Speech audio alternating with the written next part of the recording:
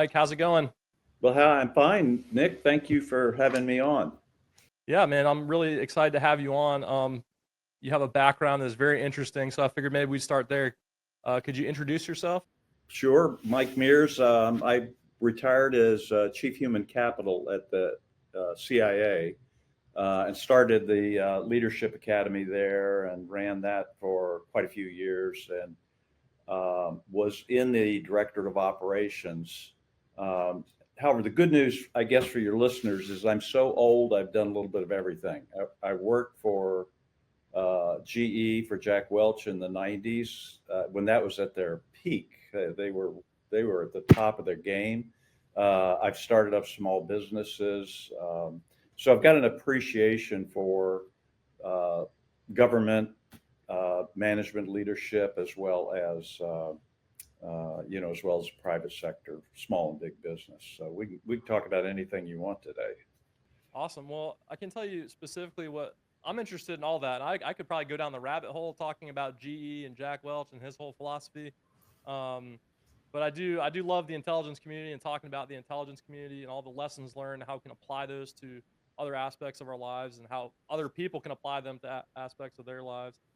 Um, Being the chief of human capital, so to speak, at the CIA, that's got to have all sorts of interesting stories. So I'd love to dive in there. I'd like to just start out with a thought. If you look at a lot of the trade shows and news and events, everything's very focused, especially right now, in Yep. this time, right now, focused on artificial intelligence, technology, edge computing, natural language processing, machine learning, these computer vision models, all this really awesome high tech stuff. And it's amazing what we can do compared to 10 years ago. And who knows what we're going to be doing 10 years from now. Exactly. But I think the part that is so critical, that is so important and often so overlooked, is that you can't separate the technology from the people that develop it. The Right. people. I'll tell you a quick story about my company. When I first started my company, uh, I was trying to automate everything. I was like, I don't need to have an HR person because I can automate that. I have the people put in their data here, and I flow here, flow here, flow there. And it didn't take me very long to realize that there was a big flaw in my process. And the process was I wasn't accounting for how dynamic and amazing people are. Yeah. People aren't robots, people aren't machines. They are dynamic, they can do a multitude of different things. And I thought maybe we could start there about lessons you've learned from your experience at the agency and elsewhere regarding the dynamic impact of people, of humans. Well, you just gave me a thought. You do a lot on the NGA type stuff, on Yeah. imaging and so forth, and it just so happens I teamed up one time with the chief learning officer over there, and we wrote a case study, which I'll send to you because some of your readers might be interested. It Sure. was an old study. I mean, going way back to 1961, and NPIC, which is what Mm-hmm. NGA was. And this actually, the chief learning officer wrote a book called NPIC that some of your readers might be interested in picking up. It's a good history of all that period. But 1961, they were hit by a number of technologies. At first in the old days, it was looking at airplane photos, and then we started the U-2 flights to Mm-hmm. get over. Well, think about the first time the U-2 came back. The batch processing was overwhelming to the people. So Right. there's a new technology, U-2 aircraft, and then you got to work with the people to get them to change what they're doing, uh, get over habitual behavior and all that, and then right after that, when the U-2s got shot down, we went to the catching the canister, the satellites. Right. It was Corona, and so at that time, what they were doing, the technological impact on NPEC was huge again because it's all of a sudden you've got so much data because you've got these long runs of constant satellite passes. How do they cope with that? So technology people's nothing new in your world and my old intelligence world, which is you're always trying to get how do you get the best out of the technology where you're not if you don't get the best out of the people.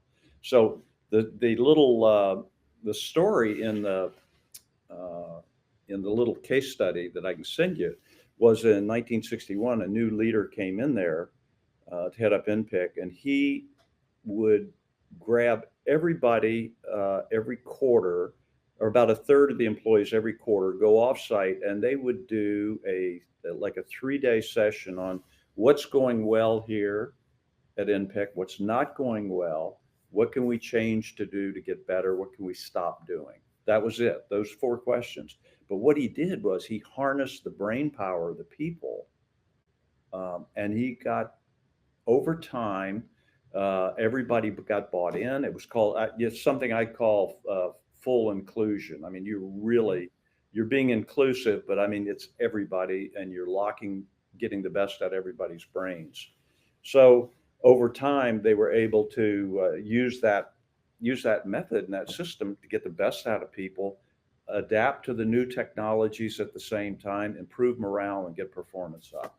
So it's funny. You can go back in history like this and find stories like this. I saw the same thing at GE with Jack Welch. He did something called workout or quick wins, where he harnessed the brain power of all the people inside the organization. And I think that's what a win.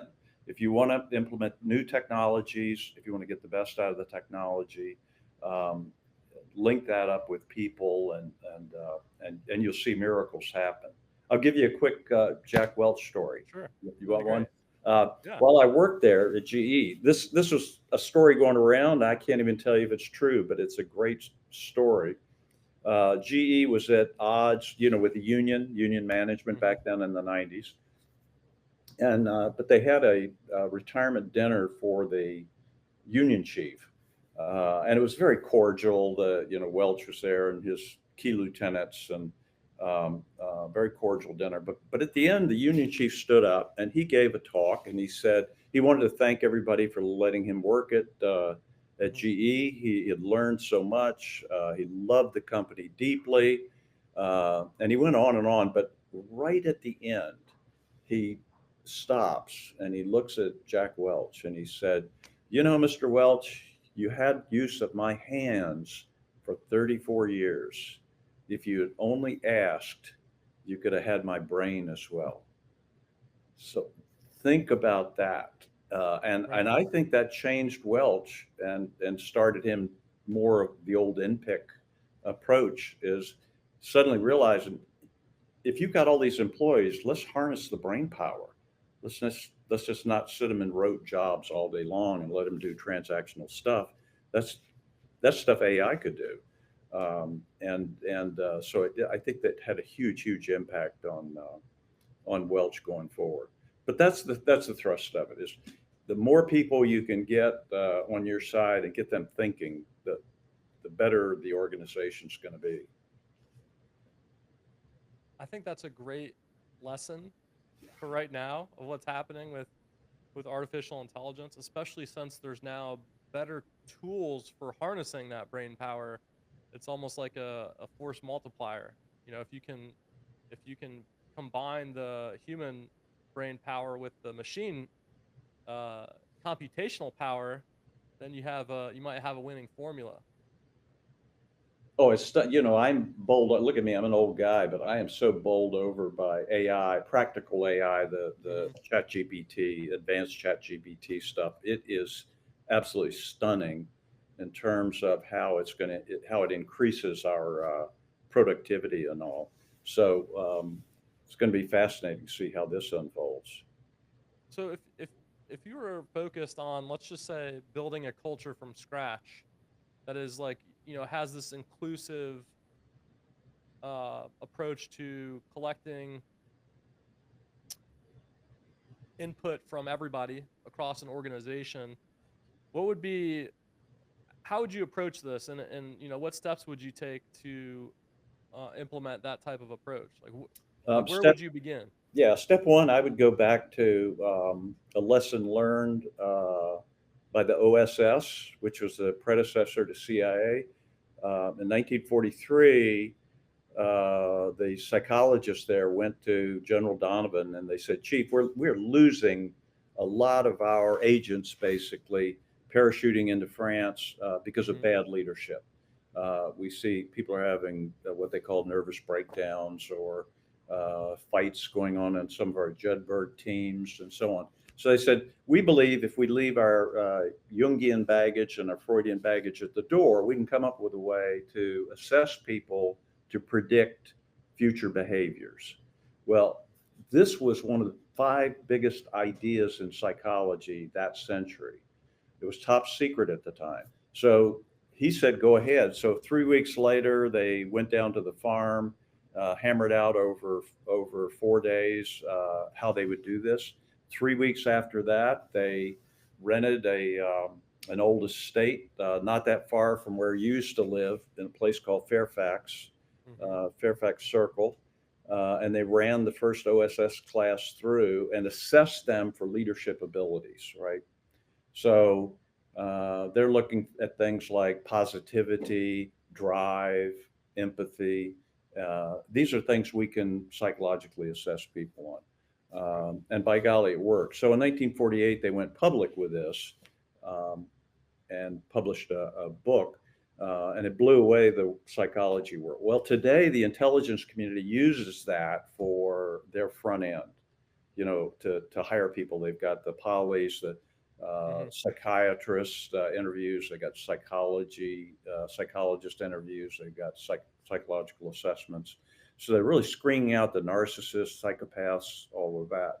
So they get a great workforce. So if I were if I were starting with zero culture, the first thing I would do is apply all that to assess people who in leadership positions for their people skills. And it's interesting, Nick, you'd mentioned, we talked about technology and so forth, but what happens is there's a default when in the intelligence community and everywhere else, when you pick a leader, you say, I'm going to pick him I'm going to get the best technical skills gal or guy. Hmm. I'm going to get the best human skills. But then they forget the human skills. So they always pick the best technical skilled person, Right. almost always. So it's like you pick the best salesman to be your sales Exactly. manager, and then what happens? Well, you just lost your best salesman, and you got a bad sales leader. So step one would be I'd apply some pretty simple psychological assessments on the front end, these 30-minute instruments, to weed out the really bad bosses because they have huge negative impact. Um, and there's an interesting twist on why they have a negative impact is um, they treat people and they stir up something psychologists call social pain. Your anger, you're fearful, whatever. That means you're no longer using your head like you should. You're cowering.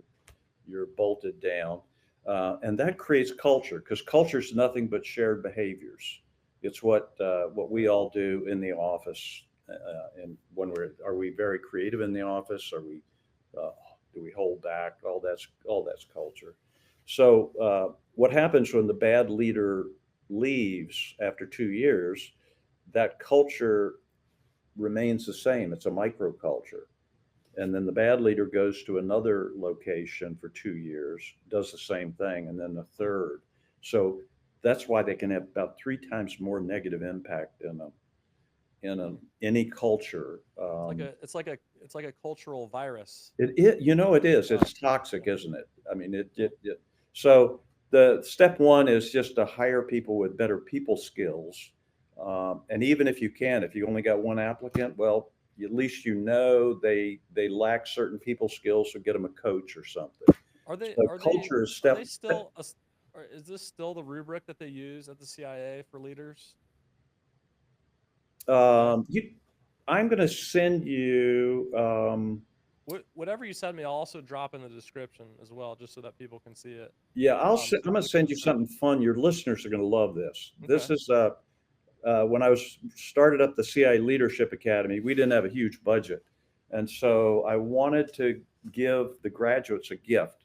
So I made up this crazy periodic table of the leadership and management elements. Hmm. So I'll Yeah. shoot that to you to give out to everybody. Print it out on big paper, 11 by 17, because you can see the fine print. Um, but on the right side of that, I had the first 80 graduates, CIA frontline managers, write up their leadership philosophy. So it's all, you'll have it there. It's all incorporated there, and Is there it anybody describes. in that Yeah, list of names that we would recognize? well, it describes, no, no, but it's got, it covers how you and I want to be led and managed. All we want to be listened to. Let us know where we stand. Don't keep us in the dark. Give us a little bit of positive feedback. Give us a sense of purpose. A higher goal that we're shooting at. Let us feel like we're accomplishing something. That's human nature, and that's Hmm. basically that's what you've got to really unleash people. That's what you got to tap into, and a good innate manager can do that, and an average manager can too, um, where just up the amount of positive feedback that they give to people. It's funny how much Gallup does these worldwide surveys, and l- far less than 25% of people in the U.S. or abroad have gotten positive feedback from their boss in the last couple of weeks. Well, that's crazy. Everybody does something every day that they could get some praise for, positive feedback. So just giving positive feedback once a week can have a huge impact on the culture. Again, back to your question. So it's simple stuff. Hmm. Well, I think one of the I have a couple thoughts there. One of the thoughts is today, like if we look at a company like the one that I own and run, we're very dispersed. We have remote people everywhere. So I'd love to give praise to everybody. I rely on them to let me know, hey, what's going on? We have these reports we do every month called rhythm reports, where their first line manager says, hey, this is all the great stuff that's happening, obviously in a operationally secure method. Um, so that's a struggle, is to kind of build that culture remotely, because it's just not the same when you're in the building with somebody every day. And something else you mentioned, and I think this is might be a pessimistic way of looking at leadership. Ultimately, leadership, and anybody that's served in the military can tell you this, it's just getting people to do what they need to do, all right, to achieve an organization's goals. I think the picture you're painting of leadership is great, and it sounds like the environment all of us would like to live and work in, right? Yeah. That's great. But is there truth? Is there a real tangible benefit to a different style, a more authoritarian style of leadership? If we look at, let's just take Russia as an example, right? Um, I would hardly believe that their KGB is fostering this type of culture. Maybe I'm wrong. Um, they might have a more Eastern type of approach, which is Right. Right. negative reinforcement, right? It's hey, do this or you're gonna pay, right? You're gonna pay for this. Anybody that has kids will also tell you, yeah, that works, right? That works. Um, so I'm just curious to know your thoughts on finding the balance between those two worlds. To me, obviously, we all want to live in world A, the nice world where we lead by Right. example Right. and do all these great things. But if we need stuff done now, and there's no ifs, ands, or buts, world B can be very effective as well. So maybe your thoughts on that. Well, I would say U.S. military, for example, is hugely more effective than, say, the Russian military. Now, why is that? Well, in the military, you do have to receive orders. You have to take orders. Hmm. Um, if you are in combat situation, they did a study at West Point. They found that what was more important on the leadership attribute side, just for the period of combat, Mhm. is that you have a competent leader. So you want a competent sergeant, if you're a rifleman, and so on. And that makes sense because it's survival, right? But Mhm. in most of the time, the military is not in actual combat, and most of the military is not in combat, even if there's a war going on. So, um, what the U.S. military did is they have that hierarchical structure, but then they created a mechanism where after every engagement, either training or warfare, they sit down and they talk about it. And it's the one time you can criticize an officer openly and get away with it. They collect all this data and they shoot it out to Kansas and at the call center, it's called, and they come up with new doctrine on the spot. Okay, so now let's go to the Russian side. I am obsessed with the Ukraine war, and I follow Telegram, and which is the Mhm. Russians use that a lot to communicate openly.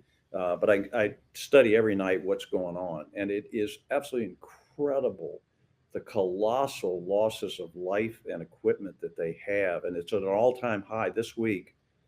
It's unprecedented, highest in the war.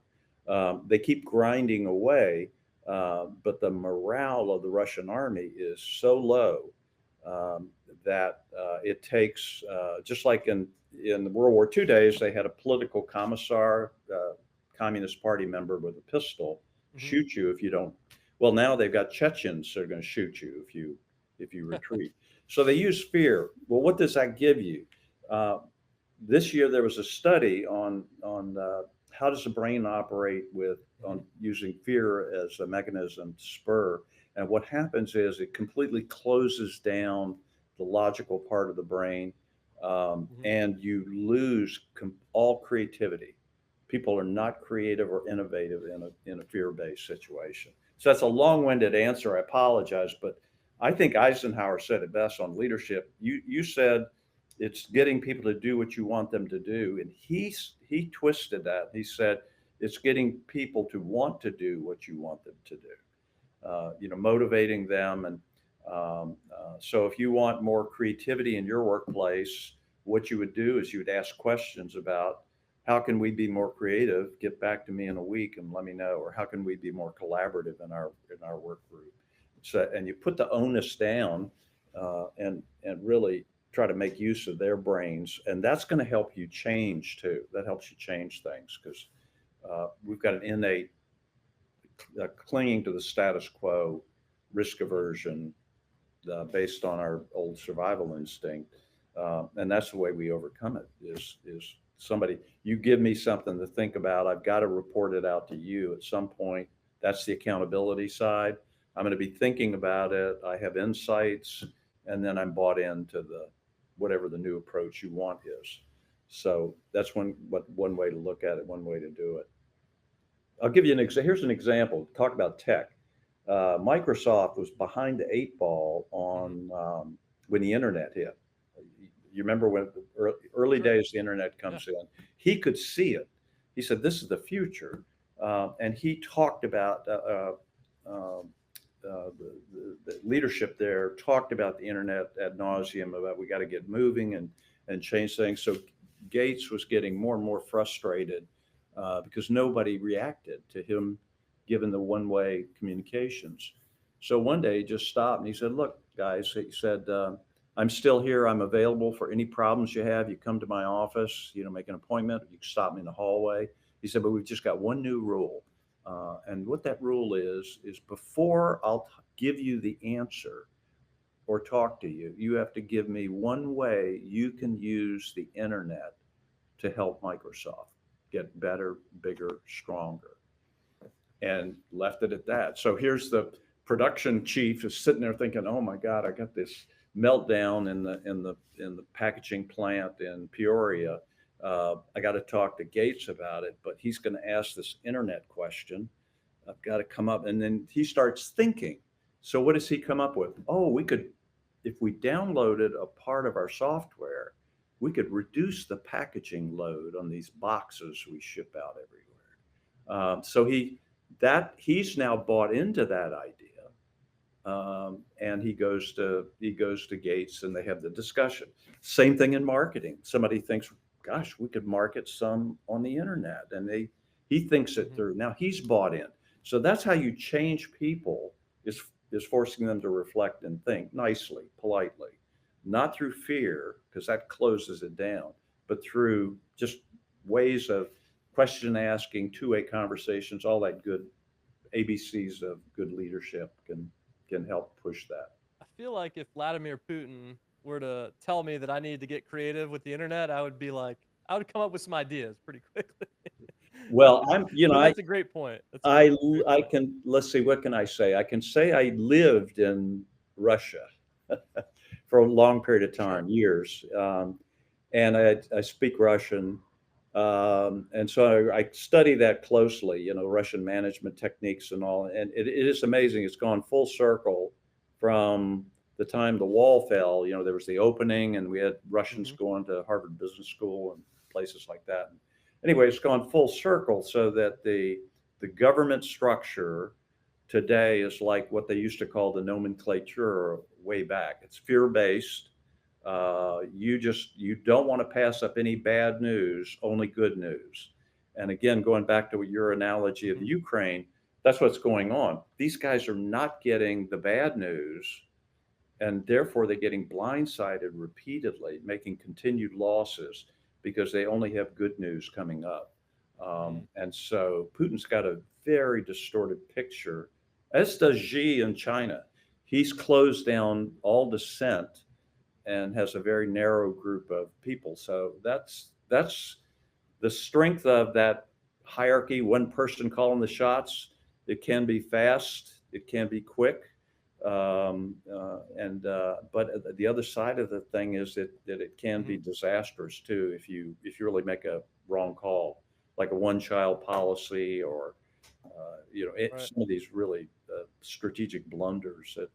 Well, since you follow the Ukraine war so closely and you have a background in Russia, what are your thoughts on Russia using North Korean troops in Ukraine, and how does that escalate the situation there? How does that alter the situation there?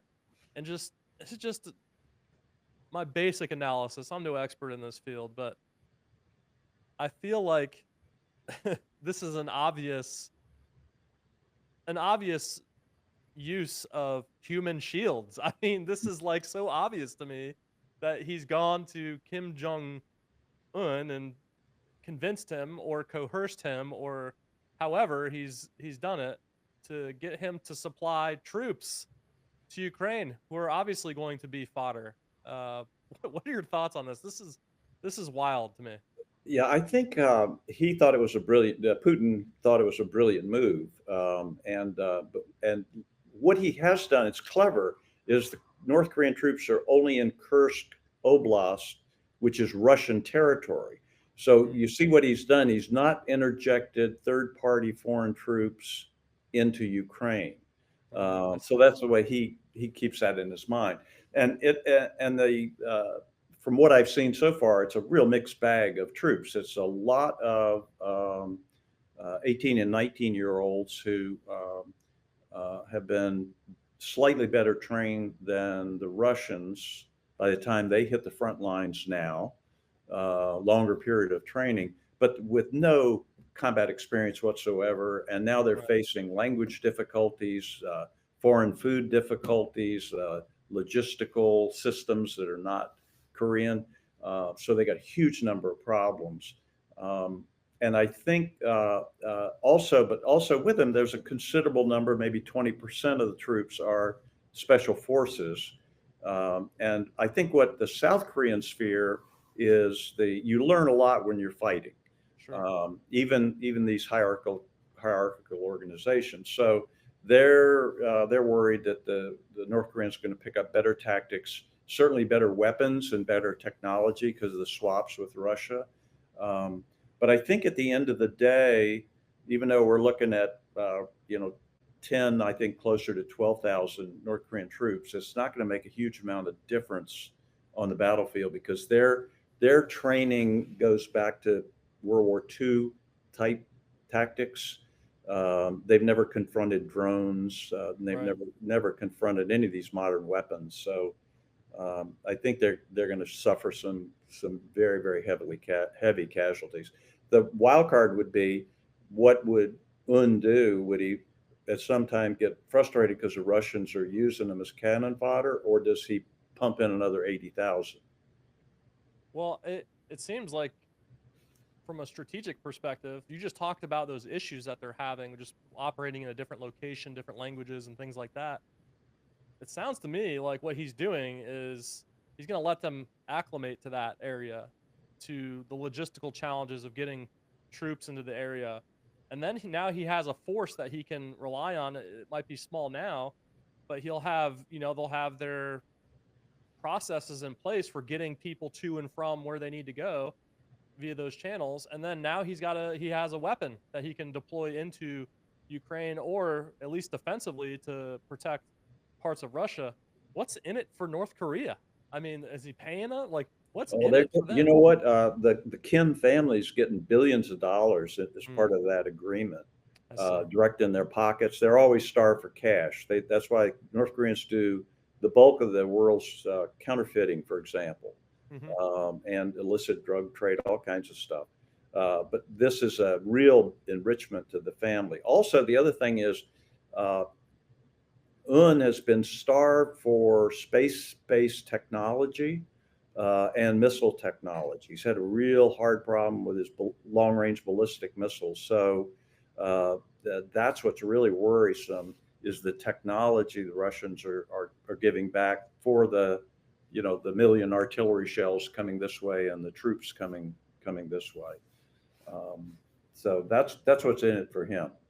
I see. All right. Self-enrichment, more technology, yada Okay. yada yada. Yeah, Well, I mean, that makes sense to me. He's got something directly, especially if they're getting the technology from Russia that they need, and Russia is definitely a beast in all those areas, especially the missile technology, what they can yeah, do with hypersonics, etc. Um, Kind of jumping oh, back to leadership, but not unrelated to this at all. We have a new president coming into play right now. He's electing, or nominating, I should say, new leadership, to which still has to be confirmed by the Senate. Which, by the way, I'm gonna 1 second. People that everyone that's happy that Trump was elected, Republicans, um, that's great. You should celebrate. Um, but you can't you can't say how much you love the Constitution, and then on one hand, and then cry on the other hand, when they realize that all of his nominees have to go through a confirmation process in the Senate. Like, the Senate still very much has to do their job, and their job is not to just tip the cap to the president. And nobody wants it like that, right? Because if the hand were on the other foot, so to speak, or the shoe was on the other foot, um, we wouldn't want that, right? So yeah, we still want that process to happen smoothly. But some of these nominees, these are a drastic change from the typical types of people we see in these roles. And we can talk through some of these, but the one that just sticks out the most to me is Pete Hegseth as the Secretary of Defense. yeah, Um, Now, I've watched some content on Pete. He was a Fox News contributor, our military veteran, which is fantastic. Um, but traditionally, you would think you would want somebody with more executive leadership experience. That's why generals are such a natural transition into the Secretary yeah. of Defense role. Um, I'm not I'm not saying anything bad about him. He might be fantastic, and I'd like to think through it a bit with you. Maybe, like, what do you think about him in particular, and maybe some of the other nominees that have been presented? Well, we'll talk through what do you need to be a cabinet level chief. Um, Historically, you got to be extraordinarily smart. Um, because there's so many concepts flying around. Reading demands alone, meeting demands, all that stuff. Uh, and it appears he's got that, Princeton Sure. grad Yeah. and so on. However, there's also what else do you need? A whole list of stuff. You need expertise in the area. So if you're taking over health and human services, say, Right. you really better have an extensive background in that area. You're going to get lost immediately. You also need to have throw weight, I call it, which is Russians call it blot, but it's just like Colin Powell. If you remember him, Yeah. Of he's a course. guy you could stick in anywhere, Hmm. and he just had phenomenal leadership skills and what I call throw weight to deal with people in foreign countries, of his ilk. Um, the having connections helps, wide range of connections Hmm. related to whatever that is. Personality comes in, though we never select Sure. for that, but that's always good. So personality wise, you get people like at CIA, you've got uh, Director Burns right now, who's just a phenomenal people person, Hmm. as was George Tenet and well, a few of the others come to mind. But then you get those that were bereft of people skills, Right. like John Deutsch. He ran into a lot of trouble. Another one is you want people in your own party, so you kind of loyalty Sure. is a litmus test, and then character of the individual. You really you do want people of higher character because you don't want to get snarled in all kinds of scandals in a Sure. year or two or three down the Absolutely. road. Yeah. So you think about that list we just threw out, and I'm fearful that if say the current administration, any administration, just goes after loyalty, Yeah. right, as the litmus test, what's going to happen is that those other things are going to be randomly selected, basically, Mm. right?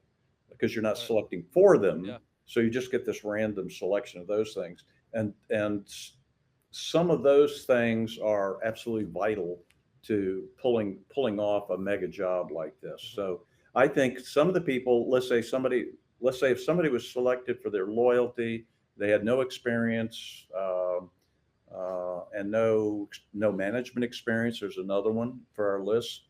Um, they might come through it. They Right. could rise to the occasion.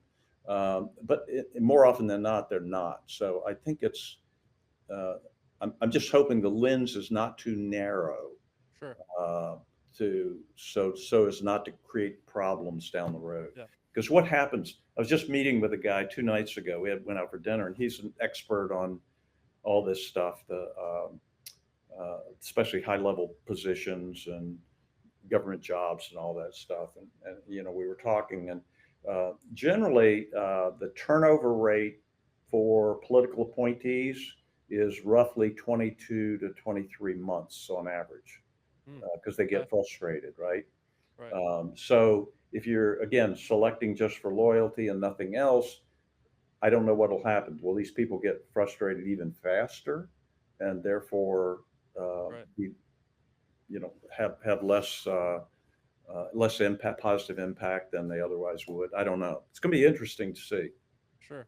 And I Amazing. think so much of that is dependent. I mean, you mentioned character. I mean, so much of that is dependent on that. Like, someone like Pete, who by all means looks like a fantastic human, but I just the one thing I think about with him is just I don't think he has that executive leadership experience Right. that you would want at a certain level. I'm not saying he can't do the job, and I really hope he does a great job because we all need him to, right? Yep.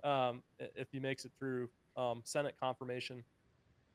Um, But just one last thing on yeah, that too, yeah, Nick. It's funny. There's also a cognitive bias that sure, we all think we can do a job uh, right, that we're totally unsuited for. It's called the Kruger-Dunning effect, where they tested people in all kinds of stuff, everything from grammar to logic and all hmm, this stuff. Only they rank them, like psychologists do, and they call the bottom 25% of any ranking are the really basically the rejects. Hmm. They're not gonna perform. They don't perform well at all. So they asked the people at the top, how would you rank yourself in whatever the subject was, and then they asked the bottom 25%. So here's where it gets interesting. Uh, Bottom 25% is 12th and a half percentile on average. They self rate themselves as over 66 percentile. Right. And then the ones who are really good, the top 25% say, kind of rate themselves. They know they're pretty good, but they don't think they're the best in the world. Sure. So they rate themselves a little lower than top 25%.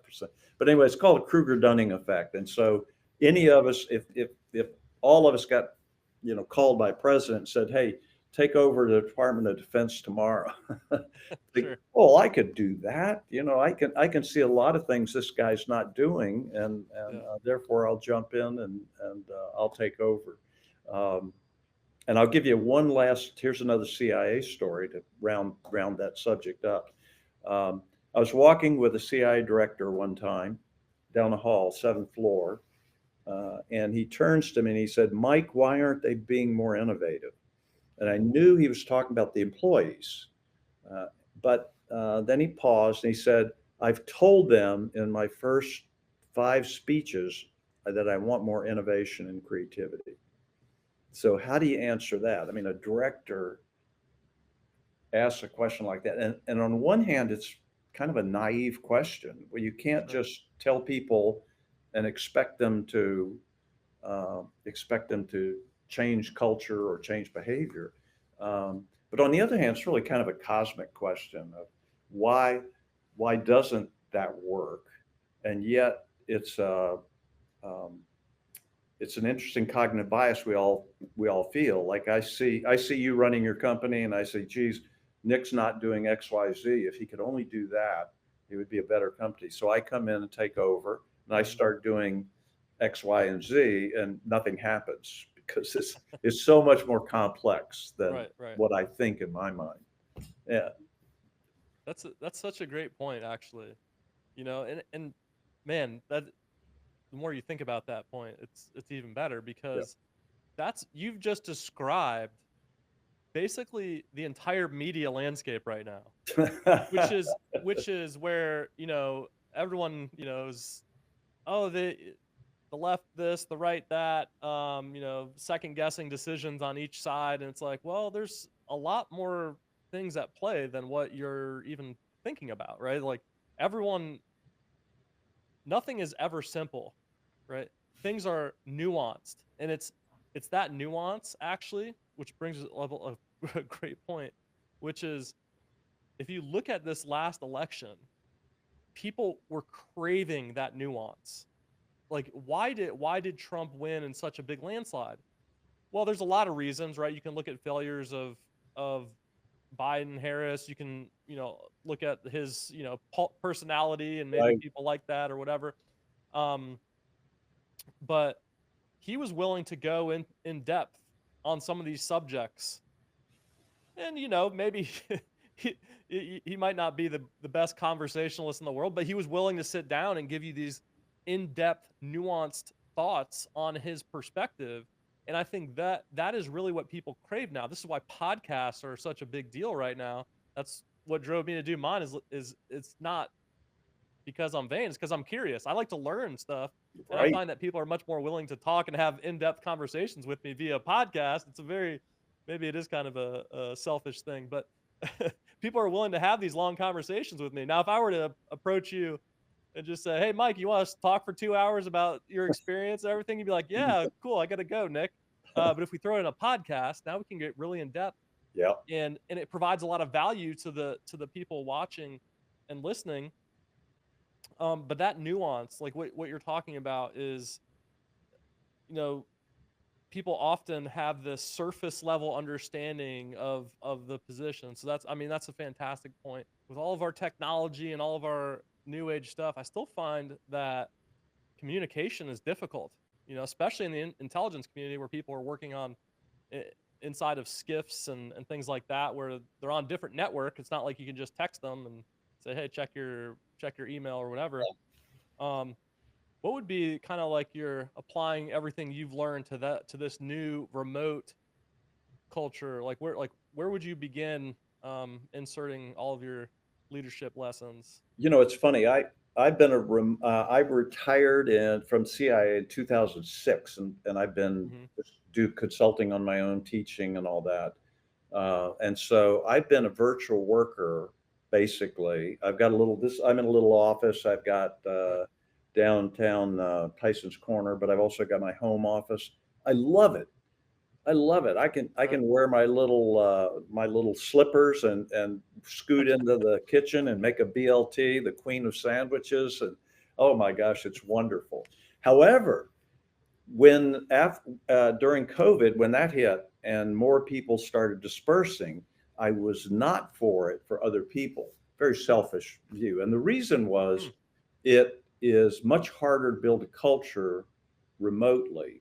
And so, literally, everything I've talked about in a book I've got coming out, in all my lectures and stuff, I talk about how in on the remote side, you almost have to do double what you do face to face. Face to face is just Right. easier, right? Yeah. You could bump into somebody in the hallway, have a two-way conversation, clear up some issue, or give them some positive feedback. Hey, great job you did on such and such, and then it took 6 seconds. Well, when you're remote, what I see happening is we're all getting trapped into the big meeting, the big Zoom type meeting, Yeah. and we conduct that, and psychologically we feel, well, we've been connected to everybody, but you're not. Humans. My old psychology prof was a guy named Paul Lawrence at Harvard Business School, and he wrote a book called Driven on the basic human drives. Okay. And he told me one time, he said, Mike, just remember this. We got all these human drives. He said, first among equal is bonding, the bonding drive, because we are social animals, and that's Hmm. what's kept the human race going. We cooperate with each other, collaborate. We have our little tiffs, but it all works out. So that bonding drive, that social connection, we're losing somewhat. And so if somebody doesn't, and I'll give you some ways to get around that, but if somebody doesn't do that, they're going to find over time all their employees are going to just be like contractors, independent contractors Right. working. There's not going to be a common culture, not huge loyalty. They'll be fungible. They can switch their jobs, in a heartbeat, since they're virtual. Um, so how do you do it? And the thing is, I think you've got to. I would recommend to anybody running a virtual organization once a week, just get on a 5-minute phone call one on one with each person that is your direct report, and uh, even your employees, if depending on how many employees you have, and just make some kind of connection. We find that the human brain, oddly enough, craves chit chat. Even in marriages, they've done studies where, my wife and I are sitting in the study, and I'm working on my computer. She's reading the newspaper, and she'll say, "Oh, there's a new Thai restaurant in town." Well, that's what John Gottman, this guy who studies marriage, calls a bid. So she gives me the bid, and now I can answer the bid. I could say, I look up from my computer and say, "Oh, we ought to try it," and then I go back to work. Or I could ignore her and reject the bid. So what Right. they've done is they've tracked this over years and years, and in marriages where bids are rejected 80% of the time, these little chit chat things, Right. the marriage ends up in divorce 95% of the time. Wow. And then the reverse Wow. is the same thing, where in marriages where you got 80% or more, you've got 90% probability being still married happily 5 years into the future. And it's not because the secret to having marriage is not answering the bids itself. It's the fact that we do this. We send out little signals like radar pings, Hmm. and that's how we establish these personal connections. So again, we've got a technology now with Zoom and Teams and all this too that are either breaking those apart or making them not, making it harder to do that reach in. So there's a guy up at Harvard Business School named Chowdhury who was an expert on this, and his rule of thumb was try to get the people together when you can, and the golden point would be like 25% of the time. That'd be like one day a week or 1 week a month or 15 days a quarter, or like salesforce.com, people like that can afford it. They've got a big branch in the Redlands, and they pull all their employees together for a long period of time to get them to interact and so forth.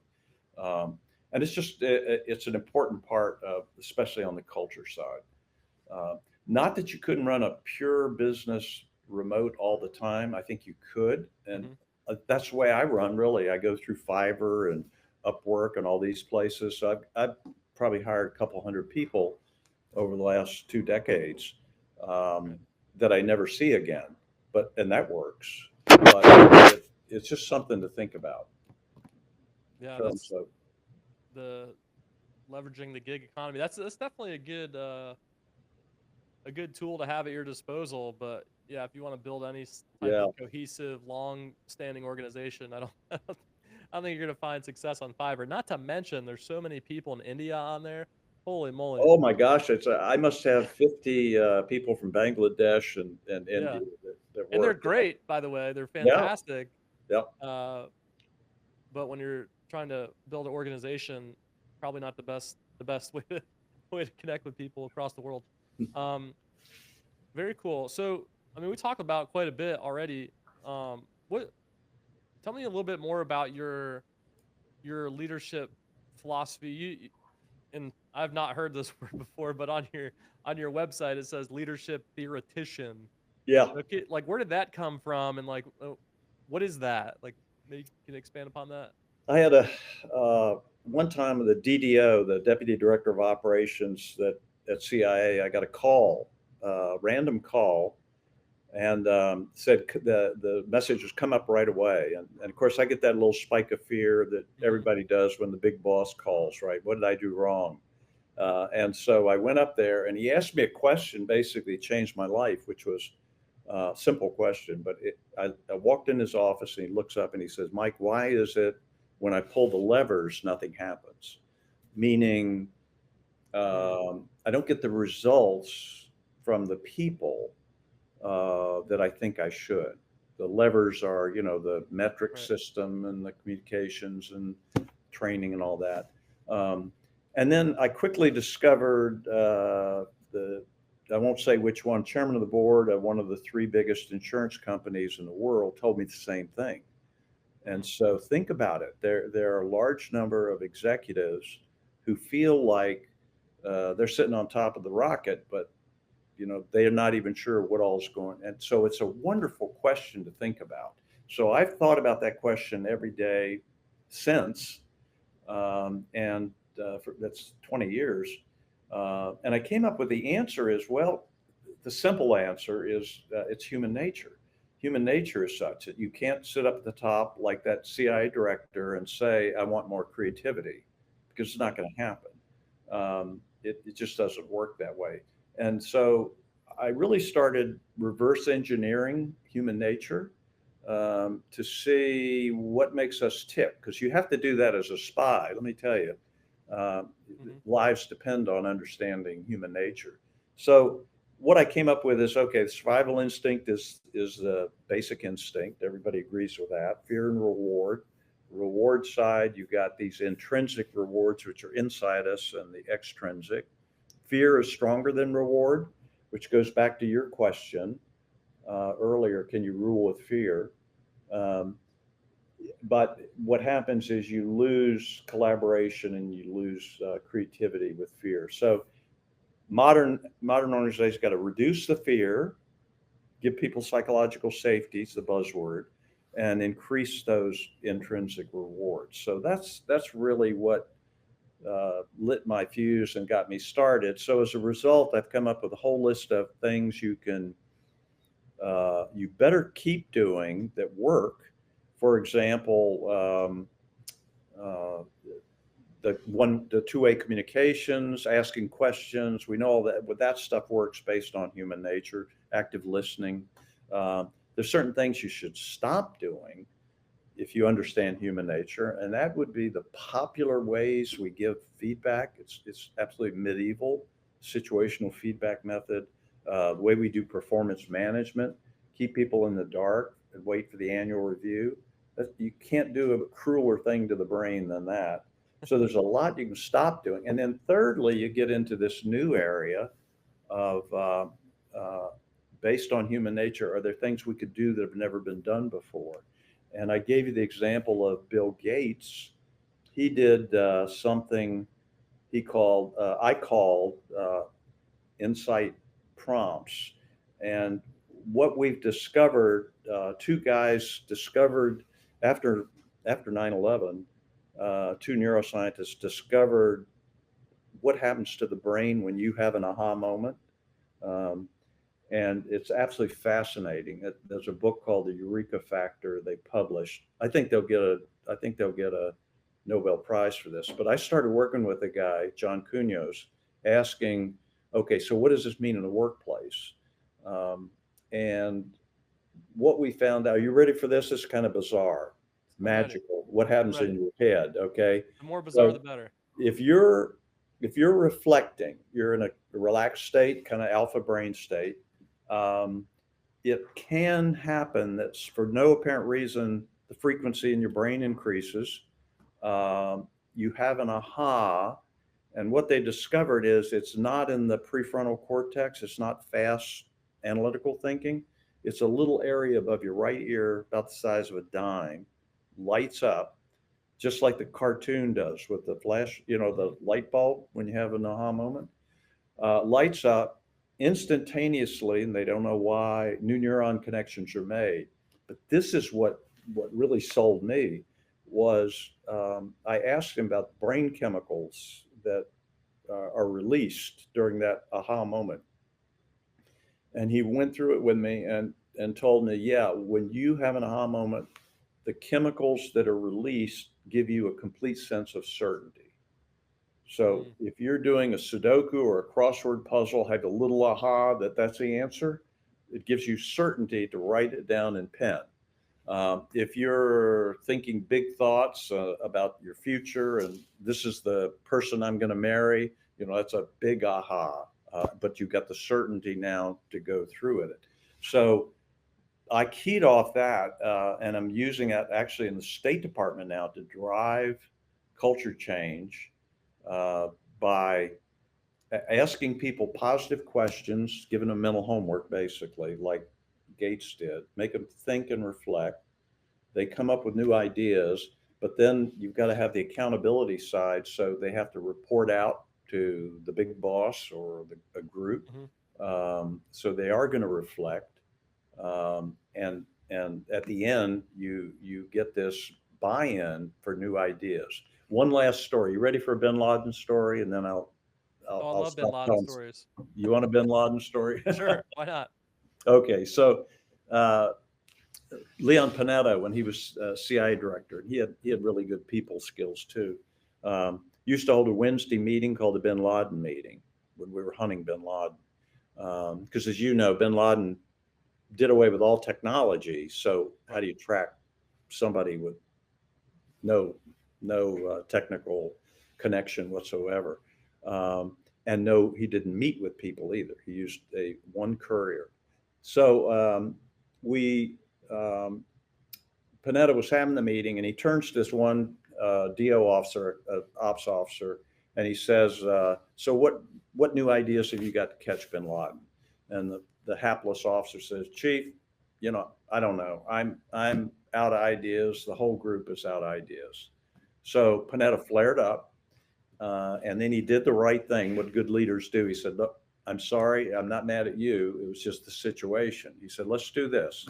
He said, "Let's adjourn the meeting, and you guys come back next week with 10 new ideas to catch Bin Laden." So see what he did? He gave them all mental homework. They got to report back to CIA director. So are they going to be thinking about that? For sure. So they're thinking about it driving to and from work. They're thinking about it when they're in the shower or running. Um, so the next week at the Bin Laden meeting, they came up with 37 new ideas to catch Bin Laden.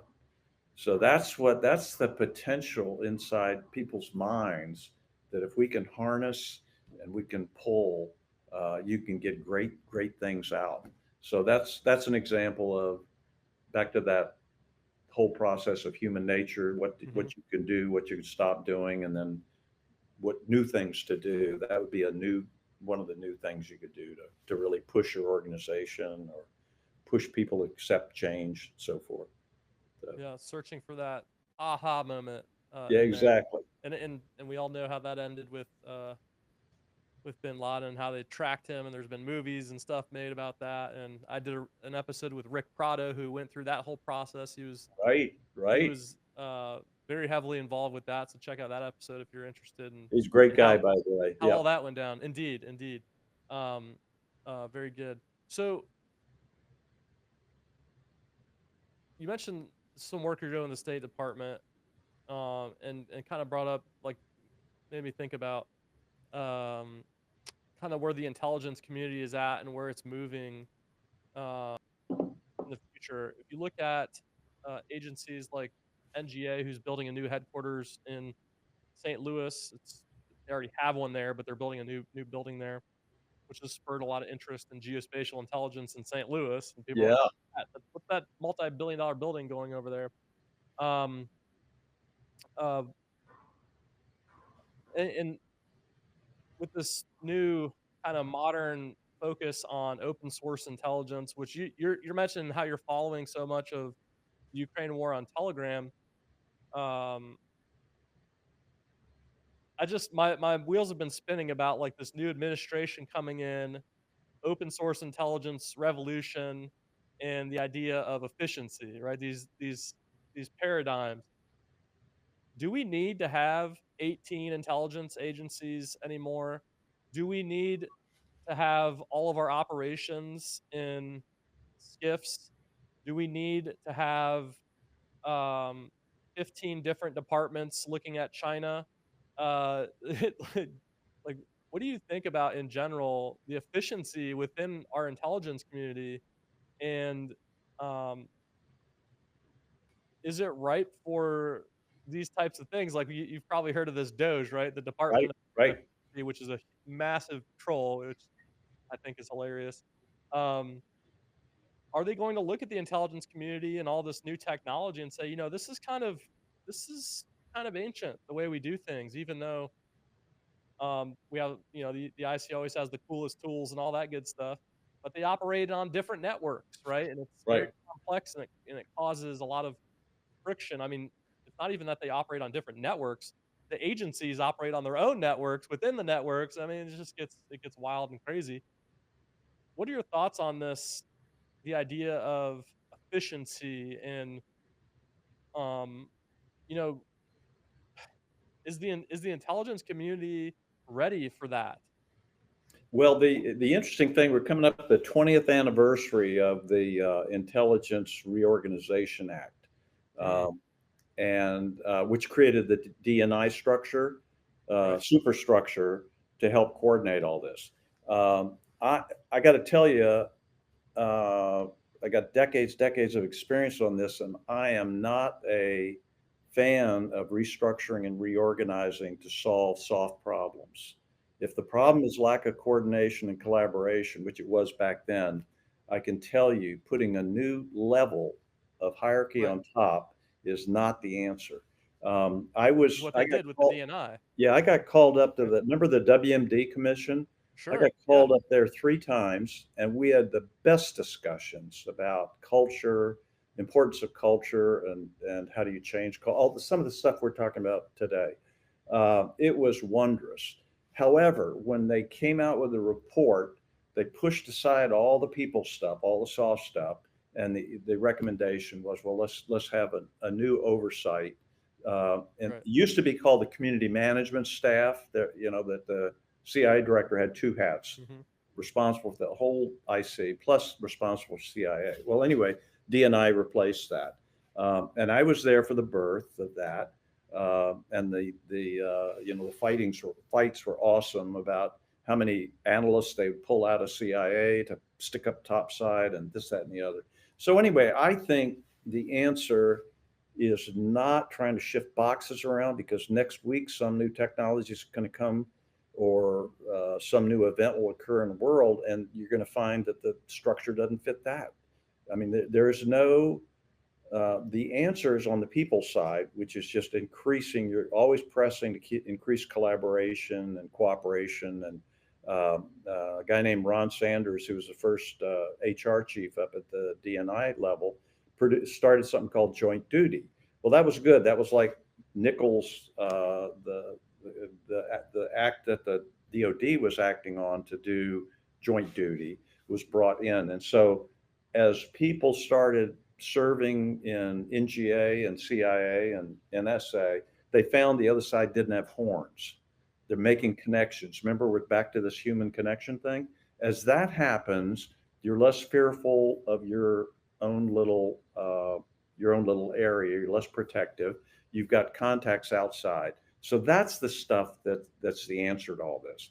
And the fact that there are, you mentioned how many different agencies there are. Remember, a lot of those are very small, like DOE intelligence. I've worked a lot with them. Well, they focus on nuclear matters that they know best, right?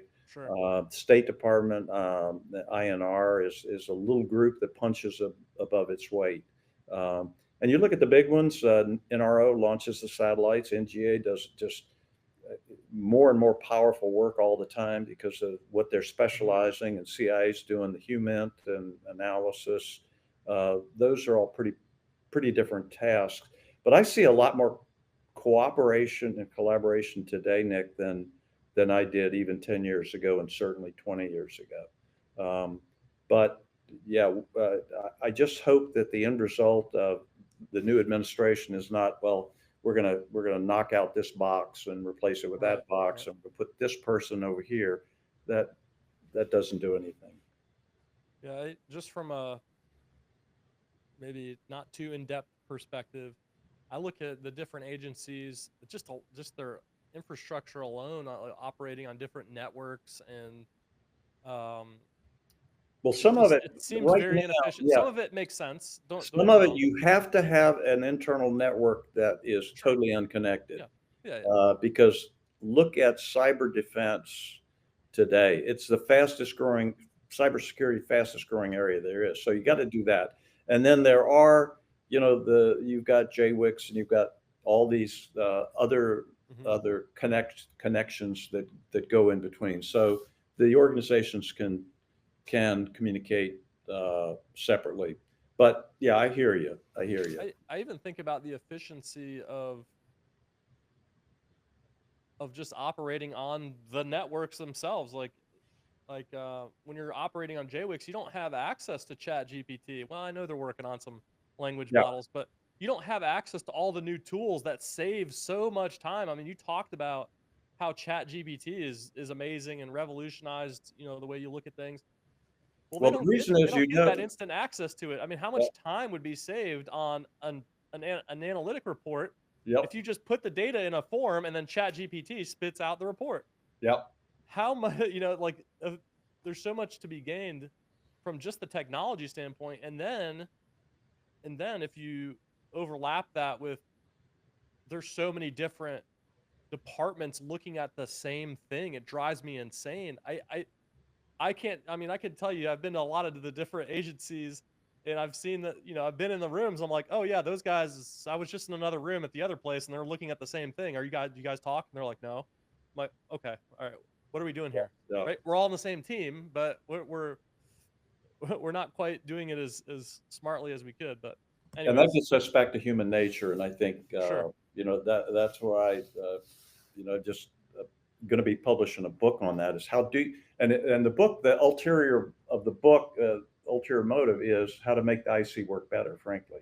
Mm-hmm. And I only give a few stories, from IC intelligence community organizations, but that's my target audience, is how do we solve the problem you're talking about, because the there'll always be a little bit of a lag on efficiency, say with new software like chat. Sure. However, or internal texting.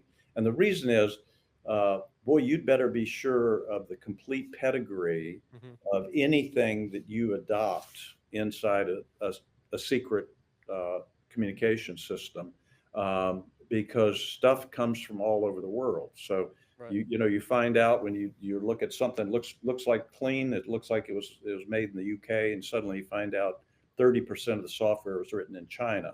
Well, Sure. so there's always going to be that lag. You'll never get government to operate with the rapidity that you could in the private sector. Um, but aside from that, it gets us right back to the whole thing you've been talking about, which is it's the people. You just got to get the people to work together, be more collaborative, be more giving, more trusting, Hmm.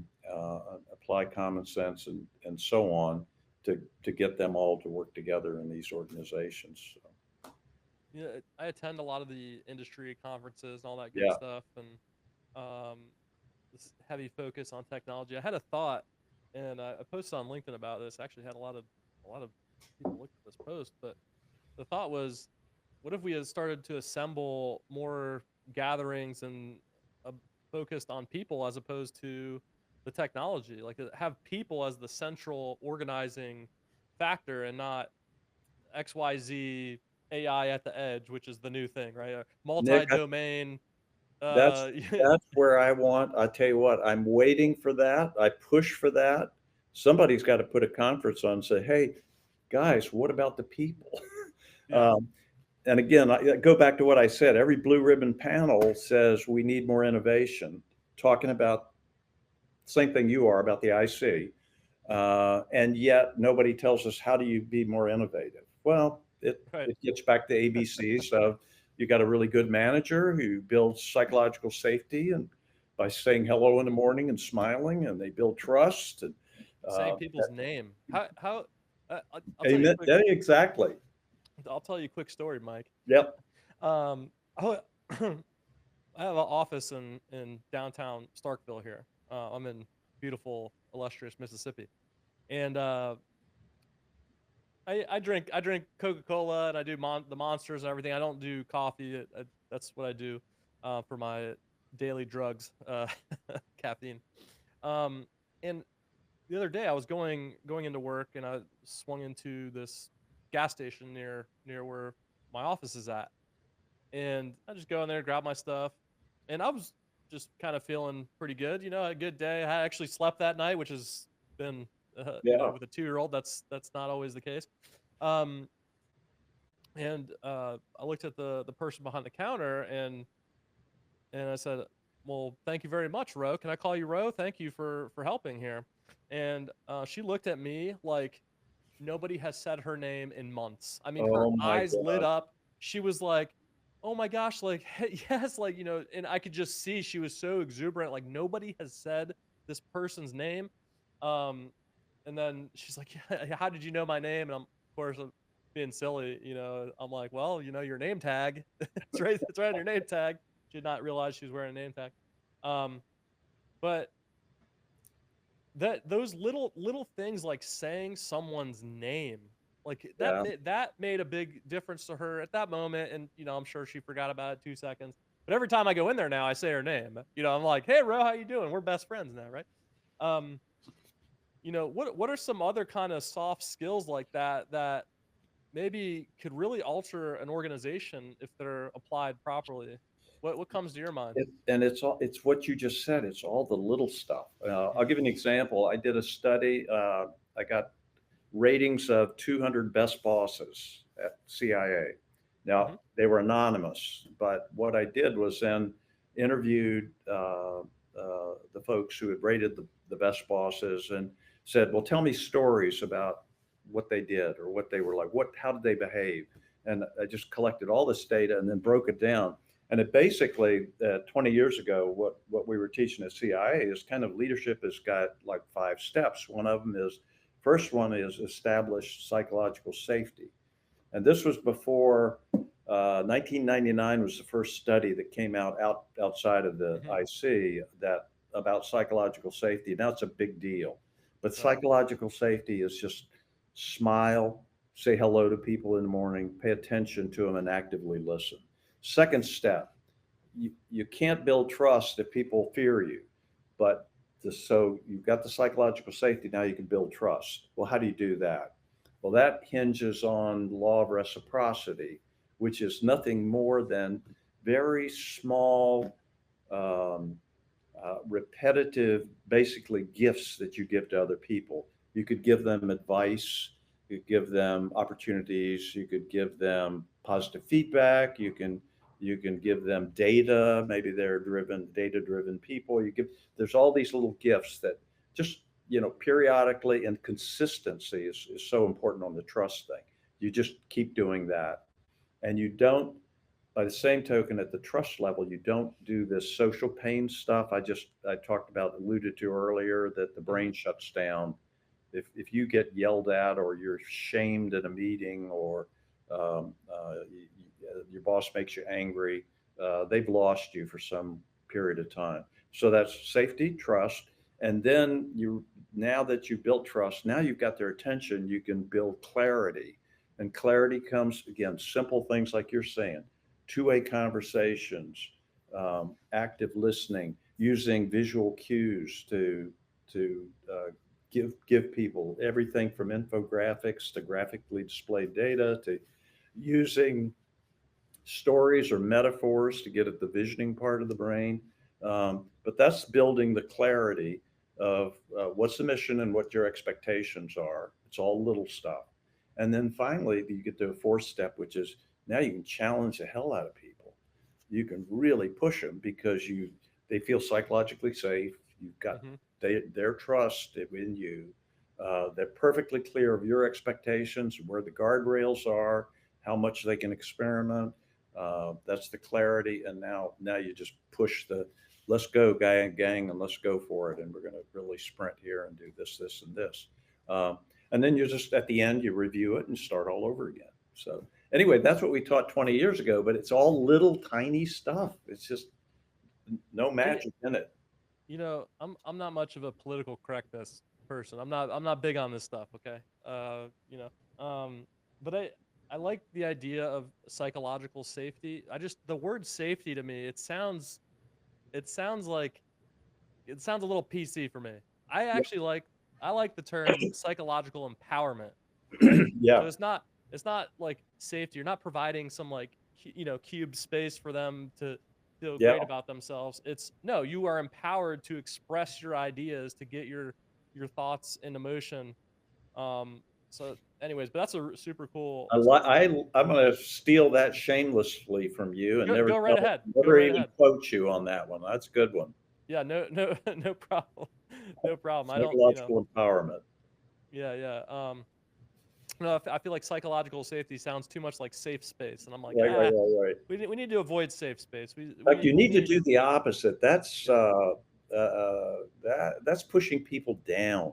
That's assuming they're not capable of great things. exactly, Yeah. exactly. You kind of talked on this a little bit.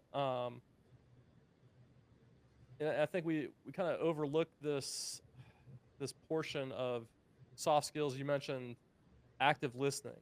Yeah. That is a skill that is it sounds simple, but man, that is a real skill that takes developing. I'm I telling That's something I've actually gotten a little bit better at doing the podcast, because if you don't if I don't sit here and actually pay attention to every word that you say, you. Yeah. our conversation is going to die in 2 seconds, right? I'm be like, what'd you say? What? But I've gotten a lot better at this over time, and it's actually helped me quite a bit. That's why I tell everybody should do a podcast, because it's going to help you with your communication skills. Um, what are some what are your thoughts on this idea of just like strengthening soft skills through conversation, or like how do you exercise those without being overt? You know what? Let me go to the active listening thing. That's the hardest. I think that's the hardest thing for me personally to do Hmm. because my brain works real fast at a high level, 30,000 feet, and I just can't wait to interject. Uh, Right. and here's a quick story of how you could control that. I was teaching an NRO class through one of the universities, and it was in an amphitheater, with the arena type seating, and they had name tags, name cards up, Hmm. right? So I like to roam around. I go up to the back, and I'm coming down, and I see this guy on the back side of his name card. He's got these check marks, and so I turned to him and said, what is that? And he had two check marks on this side and four over here, and he said, oh well, I'm an extrovert. I tend to talk too much Mm. and not listen enough. So what I do is each class I allow myself to make two big points, and I'll check those on the right side of the card once I've done that. And then, but I also allow myself to make four little points when somebody else has spoken. I'll say, "Oh, I really agree with that," or it's just a Mm. small. And he checked that, and he's using visual cues to hold himself back, hold the lion back. I thought that was so Right. clever of what he did. Two really good books on that. Um, that on how you do that. One of them is called Crucial Conversations, and it's sold millions and millions of books. It's an old book, but all it is how do you learn to, if you and I were having a debate on something and my temperature's rising, how Right. do you keep it civil? How do you break your brain from doing automatically jumping to conclusions or whatever? And then keep the conversation civil so that you come up with a solution both sides want. So it's called Crucial Conversations. And then the other one is called, odd name, Leadership and Self Deception, Mm. by a group called the Arbinger Institute. And it's a different look of doing what you're just saying, but it outlines very simple approach to control yourself from going absolutely bonkers or haywire. And by doing so, you never get caught up in this, you know, angry disputes or hard feelings. You have actually come up with constructive results. So I'll shoot you the two books, so you can post them, That's great. Yeah. for your listeners if any are interested. But Yeah. We'll try to take all the books that you mentioned, Mike. You that you have a good library. And we'll make sure that those are in the description so people can check those out. We'll have a for link to sure. your leadership. Uh, what is it? A table of Oh, the periodic periodic table of table of the leadership. We'll have leadership that in there elements. too. Yeah, Yeah. Yeah. you'll love that. Your background. Yeah. Absolutely. Absolutely. I'll definitely check that out. Um, I think the business world and more of the, I guess you could say, the commercial markets, they really like to learn lessons from places like CIA, places like special operations units, because of their focus on mission. I think Yeah, is really the thing, is they know that they're mission first organizations. Um, a great mentor of mine, Bob Sharp, says, uh, people first, mission always. Like that's his thing. Is like I people love first, that. because people run the missions. And he's former director of NGA, super great guy. Anyways, what are some of the lessons you've learned maybe from just your time at CIA that could be applied in a business sense, um, that maybe gets at some of these? I know maybe we've touched on some of them, but what are some maybe deeper issues you've ran into that you think business, maybe you've had an aha moment where Right. you were like, you know what, business people could really learn from this, or so and so over at Ford could really use this knowledge, right? You mentioned you work with Jack Welch at GE. What are some of those other lessons learned that you'd be willing to share with us? I think one of them, this is boring, but metrics Hmm. is, I don't like using metrics to guide people because what happens, they get myopic. You got to produce Nick, you got to produce 4 reports this quarter. Well, that's all you're going to do, and you're not going to be thinking more broadly. But where metrics are great is where do you stand? So we developed a whole series of soft metrics. For example, what is your culture? Well, if you ask that of most organizations, they kind of flail a little bit. It's hard for them to come up. They've got the value statement on the wall, but that doesn't mean anything. What's the actual culture? So, for example, again, easy to gather. You just give a group of 30 random folks a list of corporate or organizational values, and they tell them circle the top 5 that you see in the workplace. And then you just collect all these from several groups and you rank them. And by the way, number 1, back to your point, for the intelligence agencies that have done it in, is mission, always number 1. Always, because they know that. They're just mission centric. And then you get the other stuff, excellence or caution or whatever the other things are. So that one thing that you can do is very easy to measure. Number 2, we talked about right on the front end, which is really know who your people are, screen them carefully so you get the right people in the right jobs. People that are in the right job love it. They're happier. They're playing to their strengths. And that goes a long way to building morale and everything. And I think the agencies all do a really good job of that.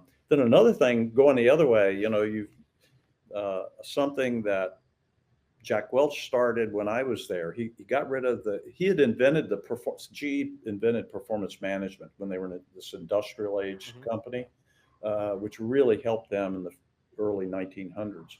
But then they found that, wait a minute, we're keeping people in the dark for a whole year before we give them feedback. It's kind of cruel and unusual punishment. So he did away with it and started something that Adobe later picked up and calls check-ins. So what this is every manager once a week has just a quick 5-minute informal session with an employee. Hi, how's it going? Anything I can help you with? What are you proudest of this week? Simple questions, and it has huge impact on morale. So we're pulling that in. We're stealing on the other way, bringing that into some of the intelligence agencies. It's a great practice, best practice. So when I was in the Army, we didn't call it stealing; we called it tactically acquiring. Yeah. The knowledge. That's right. I forgot you were like me. You're an old Army hand. So the call center, all that stuff. That's wonderful stuff. The after action reviews, discussions. hot wash. Yeah, that's it. Do it. Exactly. Do it. Yeah. We all need to do that a lot more, and I think half of the country right now is probably doing a hot wash on what just happened, saying, "Whoa, they what's are happening? Indeed. What's happening here?" I know we talked earlier about some of the nominations that the president is putting in place, and I don't know. I think you're a great person to talk on some of these matters. He's put Tulsi Gabbard. He's nominating to be the director of national intelligence. I know we talked about Doge a little bit. Maybe they'll reorganize and do some things there. What are your thoughts on one, I guess, that role of DNI? You talked about the history of it, but then her potentially going into that position, and I'll caveat with, I believe what he's doing. You mentioned focusing on loyalty, which is clearly a part of his plan, not necessarily a bad thing, depends on your perspective. We talked a little bit about Pete Hegseth, and I mentioned maybe he doesn't quite have the executive experience. Tulsi certainly has experience in Congress and all that, and she's a veteran as well. What are your thoughts on her as DNI, and then I guess maybe this thought on the different types of personalities that have kind of built this, that are just going into this. This just seems, it's so, has it always been like this? It's so personality driven, maybe because a lot of these people are out there on the news and media and stuff. It's like, right. I feel like I know a lot of these people. It's not like it used to be where you you hear like a DNI selected, you're like, huh, who's that? Never heard of them. But now it's like, oh yeah, saw them on this podcast, or I saw them on the news, or what are your thoughts on all this? It's kind of wild. Well, it's interesting. They did back to the DNI. They did in the first Trump administration. They assigned somebody to look at that and rationalize it. And I don't know why nothing ever came of it. Hmm. In this case, I I have no idea what her marching orders are. I asked the historians one time to do a study on what does the president say to the new CIA director or the new DNI. You Right. know, do they say go in there and shake up the place, or are they saying go in there and keep it out of the press, or what? Right. It, Yeah. it would be an interesting study, and I don't know that anybody's ever done that. So I don't know what he would tell the president would tell Tulsi. It may be. I mean, this is just personal opinion. I Mhm. feel that the DNI got a little too large. They Mm. built they pulled up too much staff over time, and that's easy to do. You get this Sure. natural bloat. So maybe her goal is going to be somehow to reduce the number of personnel up there by few scores of people. Um, that's not going to change the world, though. Right. What I hope is that the new people don't get so obsessed with uh, uh, reducing, say, reducing DEI or reducing Mhm. staff levels on the margins, and then forgetting about China, Russia, Iran, North Korea, which is what it's all about. Well, What are these I guys up think to? I think And that it, you talked about you'd be curious to hear that conversation between the president and his cabinet appointees. I think that's kind of the idea. If you look at like the stuff that Pete Hegseth has written about, right. and even some of the stuff I've heard Ron DeSantis say about just getting back to mission, like get back to mission, right? This is all in our mission. I feel like that's probably the marching orders he's given them. I hope, because they're you know no matter what you think about DEI, there is good stuff in the D and the I, especially um, that you wouldn't want to get rid of. That can't be the focus. It should be mission first, of course, or people first, mission always. You gotta people and mission have to be first. That's my sense of the thing. It seems like very much like let's focus on mission. Let's get back to mission on what we're supposed to be doing here, and what the mission of DNI is supposed to be, Hmm. which you mentioned has changed a bit. Mission creep does happen. I remember Obama saying this very clearly about talking about mission creep and how Right, right, things right. things alter and change. Um, the mission creep on DNI is pretty clear. It's been they went from being the organization that's supposed to hold policy and analytic standards and really make everything cohesive. Well, now they're doing actual intelligence. That's not what the DNI is supposed to do. They're supposed to be Right. the organizing agency, which everything can be organized around. Um, so I don't know that there needs to be somebody in there to get a hold on that. Now Tulsi in particular, though, she's kind of interesting because she obviously has combat experience. Um, she has she's no doubt a patriotic American person, but she doesn't have. I don't see that like intelligence experience. Maybe she's got some in Congress or something I'm unaware of. Uh, what are your thoughts on like somebody coming in a leadership position? And maybe this is a good lesson for people that we talked a little bit about. You talked about the Dunning Kruger effect, right? Yeah. About how everybody thinks they're better than they actually are, and the ones that think they're worse are actually the ones that are more qualified.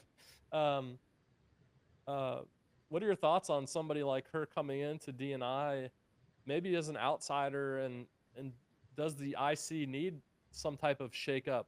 You know, Um, yeah, it's interesting. I think it's the approach you take.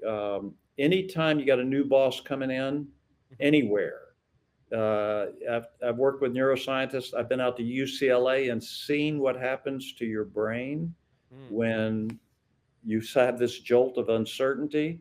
And let me tell you, it's pretty ugly what it does. wow, It shuts down your analytical thinking. It shuts down creativity and everything. So the bigger the splash you come in to make, and I'll use John Deutsch as a prime example at CIA. He might as well. The Russians could have flipped a switch and shut the place down for 6 months because that's what he Wow. did. Wow. So if you come in and you're striking fear in Hmm. people, and you come in and say you've got all the answers and they don't, you just lost them all. And ironically, I just wrote a paper. I'll send it to you. Believe it or not, it says why getting back to mission is may not be the right answer. And the reason is Hmm. that 98% of the people in the intelligence agencies, and I've gathered data, know what the mission is. And they're cranking away on the mission every day. And then you got 2% is the not garbage, but I'm just saying bells and whistles Sure. that Sure. maybe you're going to be attacked and reduced. But in doing so, you you can create more turmoil to actually affect operations below, operations and analysis, all the good stuff we do, and inadvertently. People are not taking the prudent risk that they should, or so on, because there's all these thunderstorms going on at the top level. Um, and I'm not a big fan. I was not a big fan of creating the DNI structure to begin with. I just, again, Yeah. I don't see how you can ever change, fix people problems or soft issues with organizational change and putting up new org charts. It just What doesn't work. what I So really what I really hope that it'll be interesting to see what I have not a clue. Again, I wish I knew what her marching orders were, and then I could right. give you a better answer. Yeah. What I Um, what I hope they are, for me, you mentioned earlier, but you like barely touched on this word excellence. To me, that has a very strong meaning. To me, it means, you're selecting great people. You're pushing for a performance-based culture, constantly trying to do yeah, better than the day before. Um, I hope that that's what her marching orders are, right? Like, okay, you want to push aside DEI and then usher in a culture of excellence, and and that has good and bad ramifications because, as you know, A players are gonna love that. They're gonna love that. They're the ones that are gonna sit there like, yes, let's get this, the best of the best. The cream rises to the top. I'm in. But you have your second tier people, the B players, the C players. It's not going to be safe for them. They're not going to feel psychologically empowered in that type of environment where you're constantly pushing excellence. So that kind of goes full circle back into your experience and where I could ask you more questions about, yeah. you know, um, you know, to me, I'd love to build and continue to build a culture of A players, of excellence, of being the best at what we do, selecting the great people, promoting the right people. My camera just go. Oh boy, hold on.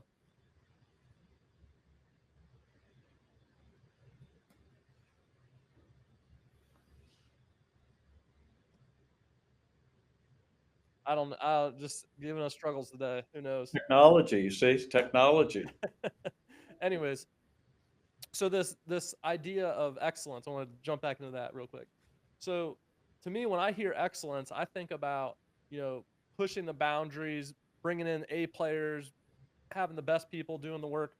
Um, and some people aren't going to necessarily like that. They're going to be kind of pushed out of a culture like that, right?